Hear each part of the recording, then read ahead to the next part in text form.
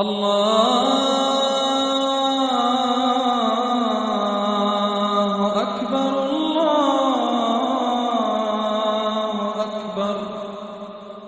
الله أكبر الله أكبر. أعوذ بالله من الشيطان الرجيم. بسم الله الرحمن الرحيم. إن الله اصطفى آدم ونوحا وآل إبراهيم وآل عمران على العالمين. صدق الله مولانا العظيم. معزز سامعین، سورہ آل عمران میں اللہ تبارک و تعالیٰ نے 3 عبرت آموز قصے بیان فرمائے ہیں۔ یہ تینوں قصے خوارق عادت کے قبیل سے ہیں اور تینوں اللہ کی عظیم قدرت پر دلالت کرتے ہیں۔ پہلا قصہ حضرت مریم علیہ السلام کی ولادت کا ہے، جنہیں عیسائیوں نے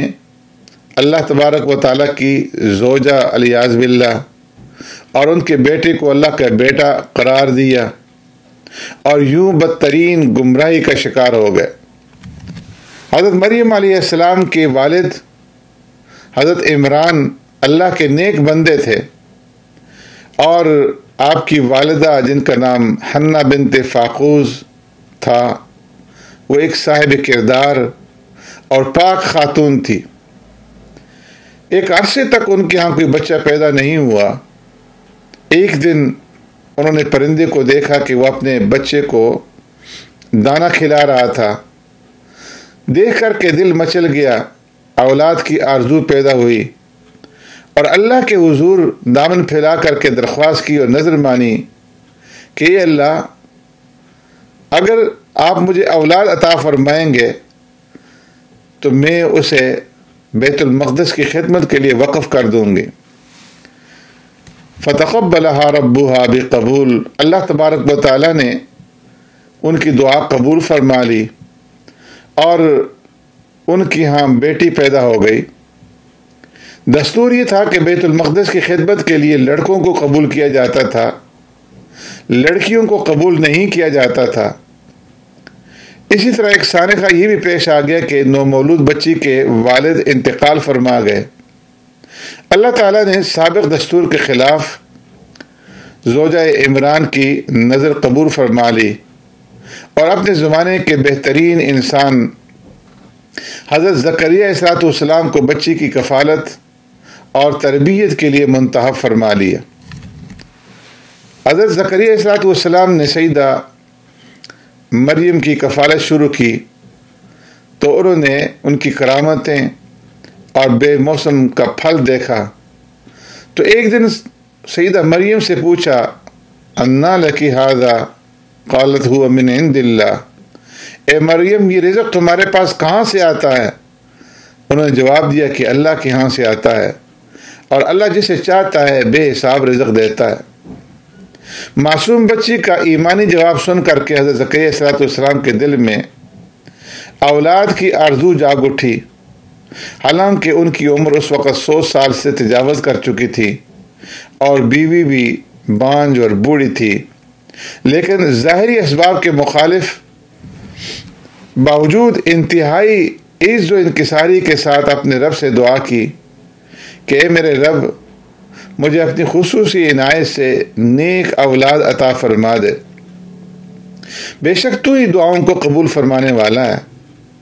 اللہ تبارک و تعالیٰ نے شکستہ دلی سے کی گئی حضرت زکریا علیہ السلام کی دعا قبول فرما لی اور انہیں بیٹے کی بشارت دی اور اس کے ساتھ اس کی صفات بھی بیان کی گئی کہ اس کے اندر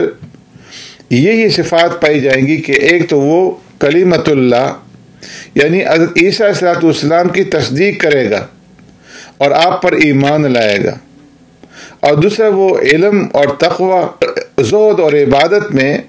سیادت کے مقام پر فائز ہوگا، اور تیسرے وہ انتہائی عفیف ہوگا، قدرت اور قوت کے باوجود عورتوں کے قریب نہیں جائے گا، اور چوتھی صفت یہ کہ وہ انبیاء اور صلحاء کی جماعت کا ایک فرد ہوگا۔ تیسرا عبرت آموز قصہ ان آیات میں حضرت عیسیٰ علیہ السلام کی ولادت کا ہے۔ اگر حضرت مریم اور حضرت یحییٰ علیہ السلام کا قصہ اس اعتبار سے عجیب اور قدرت الہیہ کا نمونہ تھا کہ ان کے والدین بڑھاپے کی دہلیز پر قدم رکھ چکے تھے، تو حضرت عیسیٰ علیہ السلام کا واقعہ عجیب ترین ہے، کیونکہ آپ کی ولادت والد کے بغیر سراسر معجزانہ طریقے پر ہوئی۔ جب فرشتوں نے حضرت مریم کو بیٹے کی خبر دی تو انہوں نے بڑے تعجب سے کہا کہ میرے ہاں بچہ کیسے پیدا ہوگا، حالانکہ لم یمسسنی بشر، مجھے کسی انسان نے ہاتھ تک نہیں لگایا۔ اللہ تبارک و تعالیٰ کی طرف سے جواب دیا گیا کہ اسی طرح ہو جائے گا، کیونکہ اللہ تبارک و تعالیٰ جو چاہتا ہے پیدا کر دیتا ہے،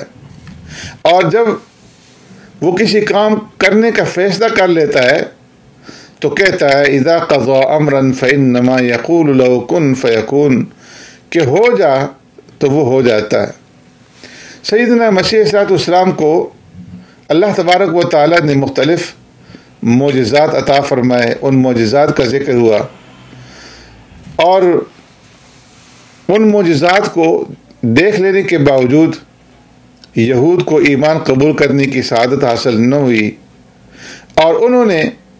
عیسیٰ علیہ السلام کو قتل کرنے کا پختہ عزم کر لیا۔ ایک طرف یہود کی اپنی تدبیریں تھیں،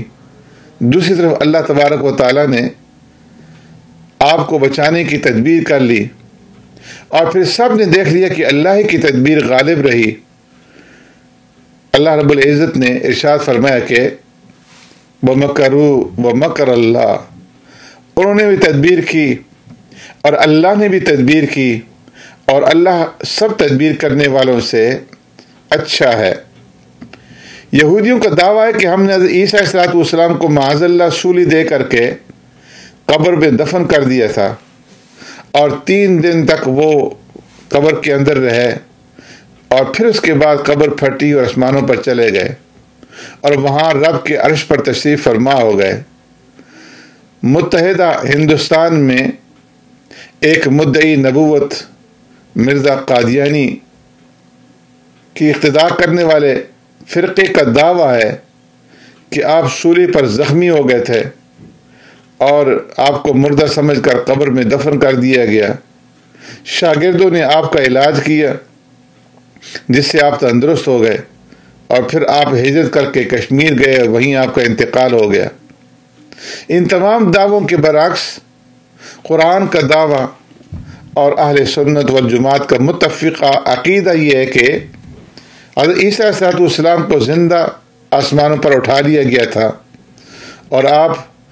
قیامت کے قریب آسمان سے دوبارہ اتریں گے، اور پھر اپنی زندگی پوری فرما کر کے تبھی موت مریں گے۔ سورہ آل عمران میں کہ جس وقت اللہ نے فرمایا میں تجھے اسی وقت موت دوں گا جو وقت موت کے لیے مقرر ہے، اور پھر حال میں آپ کو اپنی طرف اٹھا لیتا ہوں، اور میں تجھے کافروں کے الزامات سے پاک کیے دیتا ہوں، اور تیری اتباع کرنے والوں کو قیامت کے دن کافروں پر غالب کر دوں گا۔ نجران کے وہ عیسائی جو پیارے پیغمبر صلی اللہ علیہ وسلم کے ساتھ بحث و مباحثہ اور مناظرہ کے لیے مدینہ منورہ آئے تھے، جب وہ تمام دلائل سننے کے باوجود حق کا اعتراف کرنے پر تیار نہ ہوئے تو اللہ کے حکم سے آپ نے انہیں مباہلہ کی دعوت دی، اور مباہلہ اسے کہتے ہیں کہ تم اپنے اہل و عیال کو لے آؤ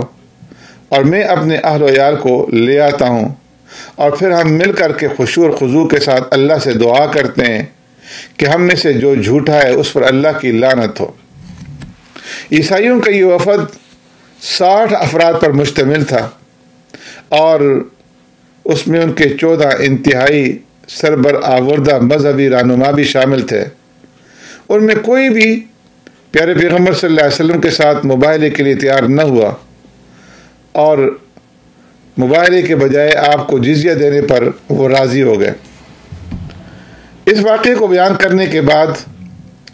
سورہ آل عمران تمام اہل کتاب کو، خواہ وہ یہود ہوں یا نصارہ، ایک ایسے کلمے پر متفق ہونے کی دعوت دیتی ہے جس کی تلقین تمام انبیاء نے کی ہے اور جس کی تعلیم چاروں کتابوں سمیت تمام آسمانی صحیفوں میں دی گئی، اور وہ ہے کلمہ توحید لا الہ الا اللہ، تعالوا الی کلمۃ سواء بیننا و بینکم، کہ ہم اللہ کے سوا کسی کی عبادت نہ کریں گے۔ یہود و نصارہ کی بدعمالیوں اور بددیانتوں اور ان کے جھوٹ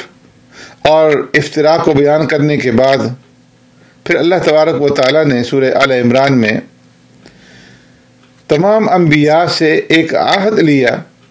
وَإِذْ أَخَذَ اللَّهُ مِيثَاقَ النَّبِيِّينَ، کہ اگر ان کی موجودگی میں خاتم الانبیاء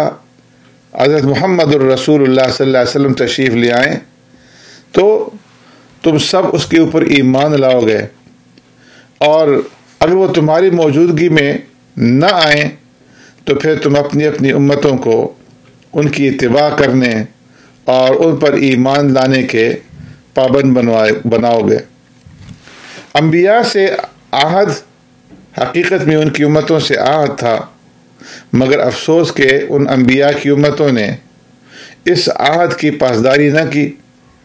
اور پیارے پیغمبر صلی اللہ علیہ وسلم کے آنے کے بعد آپ کی تصدیق اور مدد کرنے کے بجائے آپ صلی اللہ علیہ وسلم کی تکذیب اور مخالفت کے اوپر تل گئے۔ سورہ آل عمران کی آیت کریمہ آقا نامدار سرور کائنات رحمت دو عالم صلی اللہ علیہ وسلم کو سید الانبیاء ثابت کرتی ہے، اور اس کے بعد پھر تیسرے سپارے کا اختتام اس بات کی وضاحت پر ہوتا ہے کہ ایمان اور کفر دو ایسی ضدیں ہیں جو جمع نہیں ہو سکتی، اسی لیے ان لوگوں کی سخت مذمت بیان کی گئی ہے جو ایمان سے مرتد ہو جاتے ہیں اور ضلالت کو، گمراہی کو ہدایت پر ترجیح دیتے ہیں، اور جن کا حالت کفر میں انتقال ہو جاتا ہے۔